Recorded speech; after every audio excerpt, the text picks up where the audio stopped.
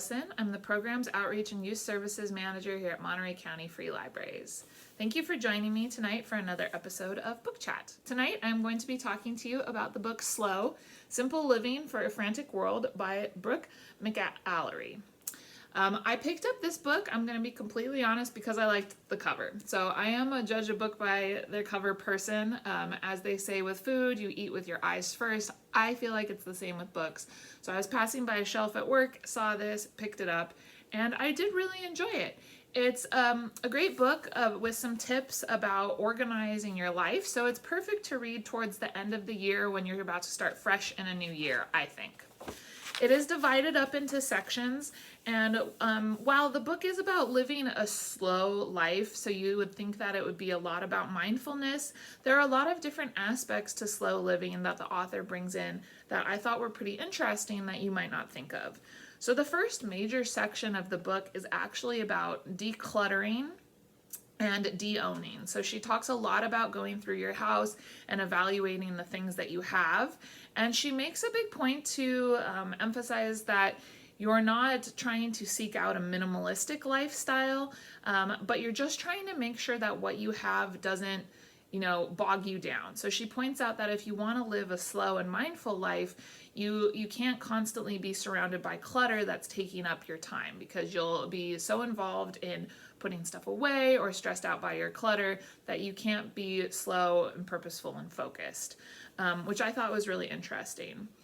Another main premise of this book is that the big impetus for her writing this book was that her and her husband felt like they were constantly competing to keep up with the Joneses, as she says. Own the newest thing, keep up with the newest trend, have the most current whatever. And one of the things that she points out is that you can also kind of develop that competitive mindset when you're going into like a slow living ritual. And she points this out a lot with minimalism, is that can start to get competitive. You start to look around and see who has like the barest walls and who can get by with the fewest items in their capsule wardrobe and stuff like that. And so what she was trying to point out throughout the whole book is that you want to make sure that you are not getting into any competitive mind state and not comparing yourself to anybody else, but just focusing on yourself, your family, your unit, and what works best for you. Some of the other chapters in the book focus on disconnecting to reconnect, as she says. So, a lot of moving away from screen time and being on your phone constantly.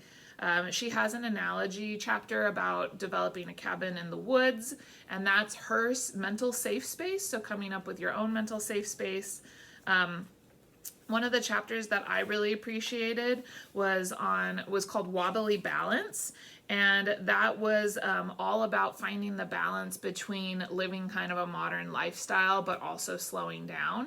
And she used an analogy of, she likes to do a lot of slacklining, where you tie a line between two trees, and it's kind of like tightrope walking, but closer to the ground. And she points out in this analogy that you're wobbling while you're balancing, and if you're focused on anything else except that current moment, you're going to fall off. So she, in this ongoing analogy of keeping up and competitiveness, she's talking about how you need to just focus in the present moment and be focused on what you're doing right at the time, not comparing yourself. And then she does have a small chapter about backsliding and what to do if you suddenly have made all these big changes and then feel yourself kind of going backwards and getting overwhelmed again. So it's a really interesting book. Like I said, the first almost half was all about decluttering and de-owning, which is something that I really like. I just hadn't really thought about how it would connect to a slower lifestyle.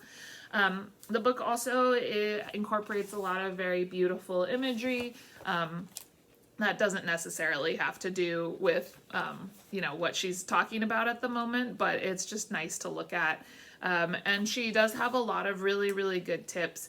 The book is divided up, like I said, into chapters, but then also within those chapters into sections. So like, for instance, this section on de-owning, she has a lot of stuff about, recycling, buying secondhand, and little tips and tricks for how you can achieve all those things.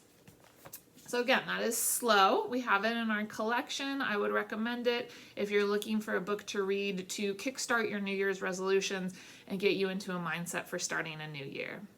Thank you so much for watching, and I will see you all in 2023. Bye, everybody.